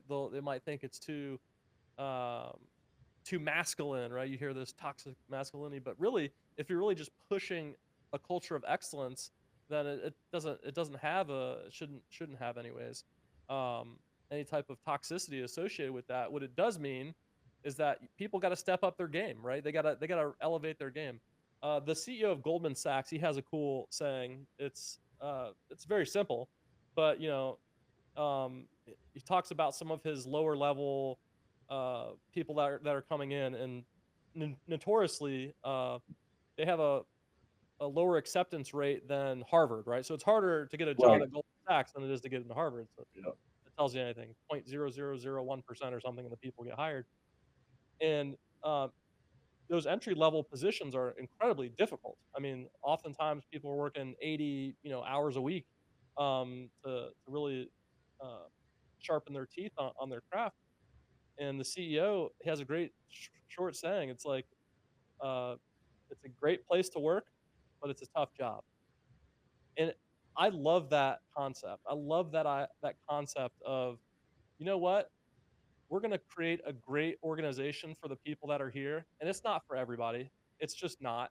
Right. We're specialized in what we do, and um, it's almost counter to this idea of inclusivity. It's like, no, no, no. It's inclusive, but for the people that are here, it's exclusive of the type of people we don't want here, right? Right. It's I see these two things at odds. It's almost like these battling factions. It's like there's excellence and then there's DEI. I don't think you can have both, right? You can't have maximum inclusivity if you're trying to build a great culture. Um, Special operations units, right? They have the special forces has their 5 soft truths, right? One of them is soft cannot be mass produced, right? And what they're Right. saying is you can't create excellence at scale. You just can't, right? You can't do that. What are your thoughts on these kind of battling ideologies that are really I see this taking place just across the world, really, but specifically in the IC, I think this is going to be the battle, and I think even in business as well. What are your thoughts on that? Well, on specifically DEI or specific or just in I guess general? this battle between excellence, seeking performance, A players, kind of Oh, pushing okay. the boundaries, and then Sure. also, creating these kind of psychologically empowered spaces. Right, Like right, right. it's kind of like it's a yin and yang sort of situation, in my opinion. Because you want to push your people, you want to have the best people doing the work. You want to create a culture of performance, like when we talk about excellence. Um, that is at odds with the other side of the house because now you have to exclude certain people, right? You can't if you're not a high performer, then the culture of excellence is not something that is going to suit you very well, Right. right? So Well, it's what are your interesting. thoughts First, there? first off, the Goldman concept works really well at it. It used to work actually at GE. He would Mhm. only promote A players, right? Jack Welch. Um, I mean, excuse not A players, but A type personalities. So these are very aggressive people. And so what that did over time started creating a culture of very high aggression and a lot of internal Mm, competition. So there's a downside to that. So what Goldman does too is they're also looking for people who run, and this is a rarity. They are more interested in extrinsic rewards than intrinsic. What that means mm, is they're very hungry for bonuses and money and putting scores on the board than they are in this intrinsic stuff of internal satisfaction. mm, Accomplishing something every day and having linked to a higher purpose and that stuff. So the Goldman model works with my son. Runs a hedge fund. I mean private equity fund. So it works in that financial area, but that's not something we tried. Somebody tried to bring something called pay for performance into DoD and CIA, and that mm. was the biggest RF I'd ever seen in my life. It was unbelievably because people don't run on an extra 3% of money. They run on wanting to do a good job internally and so forth. Right. So uh, the performance culture question is such a good one. But I'm going to spill the beans on some secret information for you. You Oh ready for boy. this? Here we go. The CIA culture, the NGA culture are not what they look like. It is not monolithic. So I can give you the CIA actual values practice, right? But it's Mhm. it's for the entire organization. Here's what happens. Because I was in the chief human capital position or HR, I started collecting data on the operating units underneath the directorates, 5 now, and I collected data on all the divisions and offices. They're called at the next level. Here's what the amazing thing is. As you go down the organization, it's no longer this mass of what you get back on the human capital survey every year, right? That that Hmm. looks pretty good. And what you get is you get one unit in which it is glowing green. I mean, this is where you want to work. And in fact, the write-in comments are like, "Thank you for letting me work here. I cannot wait to drive to work in the morning." Wow. Okay, that's this Yeah. unit. Now I'm over here at this unit, and the write-in comment is, "I never thought about quitting until now. My boss is driving me crazy." So the deeper you go, the more separate mini and micro cultures you see. So let's take a new DNI or a new CIA director. They come in and they've got this perceived notion that this monolithic thing that needs repair, and it's not the case. It is individual units, and Gallup backs this up with very solid data. 60% of the culture of each of these subunits is created by the boss. Right. So by damn it, better start instead of coming in and shaking people up and moving boxes around like we always do. Come in and just start selecting people with some people skills to replace those bad bosses. Then you're going to get the performance. You're going to get the best out of human nature by doing that. So I just How do you strongly select? object to this top-down crap. Nick, we've been going through this for 6 decades that I've seen, and it Right. never works. There is How do you no select for people fairy skills? godmother that's going to come in and sprinkle dust from Right. the top down and make anything huge change. It's just not going to happen. Right. So it's really got to be longer term and grind it out and just pick better leaders, keep people in positions longer. There's a huge Mm. turnover that's very Yeah. destructive internally in the IC. Slow that down, and that's how you're going to start to get more oomph. Now, if you disagree with certain programs, like DEI, Sure. that's up to the individual administration, but that's not going to affect the the overall mission. It's not like the CIA is just clogged down in diversity and thinking and talking about diversity all day long. It's just that's a part, a 2% part or whatever. And so I just hope that we don't do what we always do, which is create chaos, basically, trying to fix one thing or two things or three things that we perceive when you don't understand the whole complexity of the organization. Does it need improvement? You betcha. And that's what I devote my life to. That's my purpose in life is to see fewer bad bosses in the intelligence community. And that's why I get up in the morning. I'll never stop. But that it's got to be done the hard way, which is we call the soft way. It's not going to be done with some existential thing coming crashing down and fixing Right. things. Right. This is not going to work. It won't hold. It's back to what we talked about, nuance, right? There's a lot more nuance happening at these I know. organizations. Um, how do you select people based on these skills? I mean, we talked about it a bit earlier. But what are some like tangible things that people could use to help select these types of leaders? Because that's incredibly challenging. I can tell you, as someone that I've interviewed hundreds of people for jobs, in various um, places, it's incredibly difficult to tell from an interview if somebody's going to be good at a job. Thank It's just you. it's almost impossible. They Thank you. might be very good at communicating and talking about themselves, Yep. especially, but when it comes down to, do they show up to work on time? Do they, the Yep. actual nuts and bolts, like, can they actually write an email? Can they, these kind of crazy simple things, they're just hard to tease out in a simple interview. I'll add that this is actually a big problem in the special operations community as well. They try to be very selective, especially in the joint special operations community. Um, support to like the National Mission Force. They try to select and be very selective of their people. They go through a skills verification process. This skills verification process is completely bonkers to me because it's totally subjective. There's Right. no objective metric. It's just like, I don't know, he kind of didn't answer that question right, or I didn't wake up in the morning on the right side of the bed, so I'm not selecting this person. What are some tangible things that anyone can use to help select these types of good leaders you're talking about?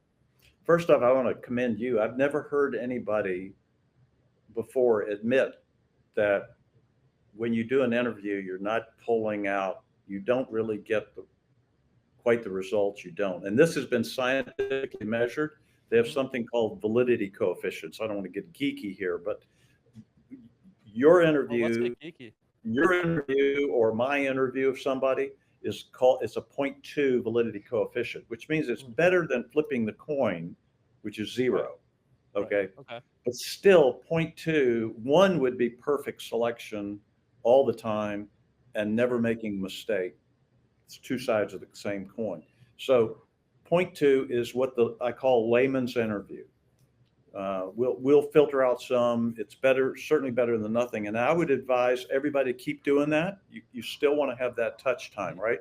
But there are other things you can do to really boost it.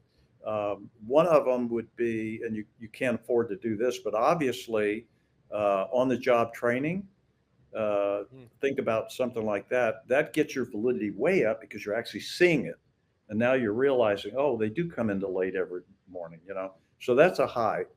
Another one is that when the OSS invented this psychological assessment concept to predict future behaviors, the private sector back in 43, private sector stolen it. So companies like Talent Plus and Connexa and Gallup do very short psychological assessments, maybe 30, 35 minutes you can buy off the shelf that gets you up to almost double the validity of the layman's interview. So that's another one. You could buy something off the shelf just to add a step to the selection. Thirdly, use behavioral interviews, what are called behavioral interviews, that are structured, meaning you're asking the same questions basically, that are backward looking. And I'll tell you why. Here's an interesting fact. You tell me the last thing you'd want me for is handling detail, okay? Because I'm, again, the strategic guy. Um, so you ask me a question like, Mike, you're going to be taking over this unit, and it's important that we have attention to detail and really get things right. How would you do that? That's a standard. And what happens is my brain can conjure up anything that's future based really easily. So that's like a setup for me. Oh well, I would form a team to double check everything that we do. I would set aside 15 minutes out of every day to really pay attention to the details that we're doing. I would set up the Six Sigma like metrics system to track everything real time. I mean, I could spew off all this stuff. In reality, I would never do it because my brain is not Right. even go there. So you have to use past tense on your interviews. Mike, tell me about a time you came into a group that needed a lot more attention to detail. They were kind of loose cannons, and we needed, and now I can't answer it because I have to go back to reality. So it's long-winded answer, but those are different ways that you can get your validity way up and select people with better people skills to run IC, the intelligence community, or anything else. You know, you could do just-in-time training. I mean, not just-in-time training, but OJT. You Hmm. could do the off-the-shelf psychological assessments. You could do the structured behavioral interviews or backward looking. You could train anybody to do that in 3 hours. So anybody Right. in your company or anywhere else could learn to do that. So you're moving to higher validity, and you're going to be making a lot better decisions. You won't make as many bad decisions.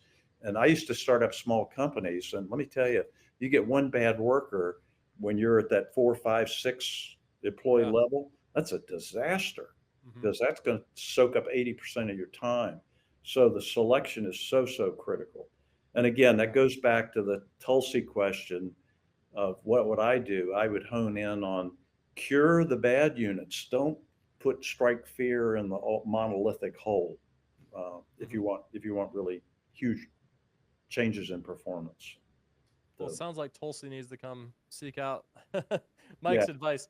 You know who's actually really good at this is Chick-fil-A.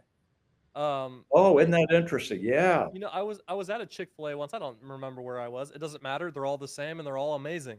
Yep. And I was just kind of curious. I'm a curious person, so I asked one of the workers. I'm like, hey, uh, how did you get this job at Chick-fil-A? And she's like, oh, well, I did a lot of interviews. I'm like, well, why is everybody so happy here? She's like, well, they just they do a lot of screening. And she said, I had 3 different interviews before they would hire me. Yeah. And this is not the manager of the store, mind you. This is someone that was, the frontline worker. And man, they really know what they're doing, don't they? Chick-fil-A. That's a beautiful example. Another one is Ritz-Carlton. If you've ever been to a Ritz-Carlton, Yes. they assess basically every employee. And one time, and so that the employees are really working to their strengths. So you get somebody working at the reception area, has got to be somebody who is very attentive to helping people out, but there's a twist to it. But they've got to have the ability that if they can't, it doesn't trouble them greatly. The person that likes to help people but can't cope if they can't meet the person's demand, you'd have to put those on the front of the restaurant as greeters. And so it's that finely tuned. But here's what they did. There was a leadership assessment too. They discovered a woman, a maid in housekeeping, who had leadership skills off the chart. I mean, she was a learner. She was a passionate drive, empathy. She had the full package. And they smartly didn't make her a manager. What they did is they put her in some gentle training programs while she still worked there. They got her a coach. Today, that maid is senior vice president at Ritz-Carlton. Wow. So isn't that cool? So you talk Yeah. about discovering strengths inside people. Some of these assessments we were just talking about, including your interview and my interview, right? You have to do that part too. But put the full package together, and you can really make a huge change in an organization. Man, that's such a great point. Yeah. Those interviews, I'm always, yeah, I'd like to think that and I think all of us probably have this effect, like, oh, I'm really good at selecting great people. Man, I've hired some people that turned out to be duds. And Yeah, I have too. Let me tell you. Yeah. Yeah. Like you're talking about, if you hire the wrong person at the wrong time, it's not going to be good. Anyways, well, Mike, hey man, it was great talking to you. We've been going for quite Absolutely, a Nick. while, and real quick though, where can people find your stuff? You know what? MikeMears.com, MEARS, MikeMears.com is my new book site. And it's got, Okay. I'm loading a lot of blogs and stuff in there. I'll send you a link if you want to post it, that Yes. if people want a free biweekly leadership newsletter, they've got it. And then also, please tell people I'm on LinkedIn and just send me an invite. I would love to link up with Great. especially your listeners, because you've got such a unique group, with all that you're doing. So just Mike Mears on LinkedIn, they'll find me. Awesome. Appreciate it, Mike, and really great for you to come on and share some of your wisdom with us. And man, I feel like probably could go a lot longer, but I've been drinking too many of these Cokes and got to take care of business. But anyways, Mike, thanks so much. Appreciate everything. Thanks for watching, everybody. Nick, thank you, sir. Been fun. All right. Bye-bye.